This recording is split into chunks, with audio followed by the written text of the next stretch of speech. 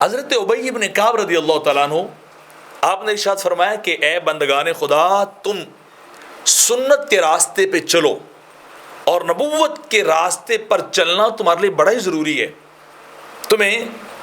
نبوت کی اتباع کرنی چاہیے، وہ طریقے اپنانے چاہیے جو پیارے آقا علیہ الصلوۃ والسلام نے بتائے ہیں، کیونکہ جو شخص بھی اللہ کے نبی کی سنت پر عمل پیرا ہوتے ہوئے اللہ کا ذکر کرتے ہوئے اشک بار ہو جائے، رونے والا ہو، خوف خدا دل کے اندر رکھنے والا ہو، پیارے آقا علیہ الصلوۃ والسلام کے طریقے پہ بھی چلے اور خشیت الہی کو دل میں جگہ بھی دے، تو ایسے شخص کو کبھی جہنم کی آگ نہیں چھوئے گی، کبھی جہنم میں نہیں جلے گا جو نبی کے طریقے پہ چلے گا، جو سنت کی اتباع کرے گا۔ ابی بن کعب رضی اللہ تعالیٰ عنہ کہہ رہے ہیں جہنم کی آگ اس کے قریب نہیں جائے گی۔ اور آپ فرماتے ہیں کہ جو شخص راہ نبوت پہ چلے،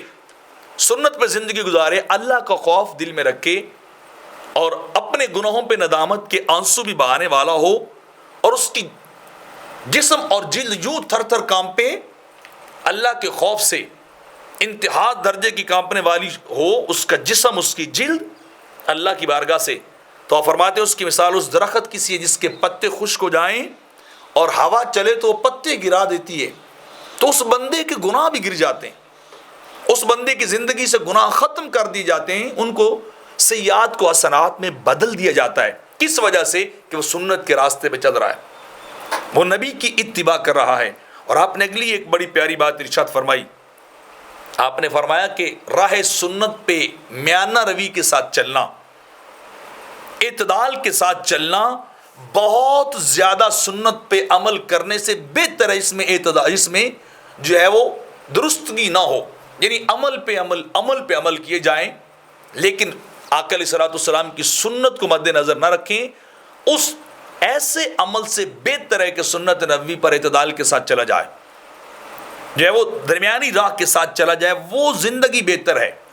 جو سنت کے بغیر زیادہ مال والی گزاری جائے اس کے مقابلے میں۔ تو فرمایا زندگی اسی طرح گزارنی چاہیے، اور آپ نے فرمایا کہ اپنے اعمال پہ غور و فکر کرنا چاہیے کہ کیا میرے اعمال نبی کی سنت کے مطابق ہیں یا نہیں ہیں، کیا میری زندگی کے اندر اتباع نبوی صلی اللہ علیہ وسلم ہے کہ نہیں ہے، اللہ کے نبی کی اتباع ہے کہ نہیں ہے، میں کس طریقے پر چل رہا ہوں، یہ غور و فکر ضروری ہے۔ اور جب بندہ دیکھے کہ میں راہ سنت سے دائیں بائیں جا رہا ہوں، تو آپ فرماتے ہیں اسے پلٹ کر پھر سنت کے راستے پہ آنا چاہیے، نبوت کے راستے پہ آنا چاہیے۔ انسان اگر عذاب سے بچنا چاہتا ہے تو وہ نبی کی اتباع کرے، جو نبی کی اتباع کرتا ہے اللہ اسے جہنم نہیں بھیجتا ہے۔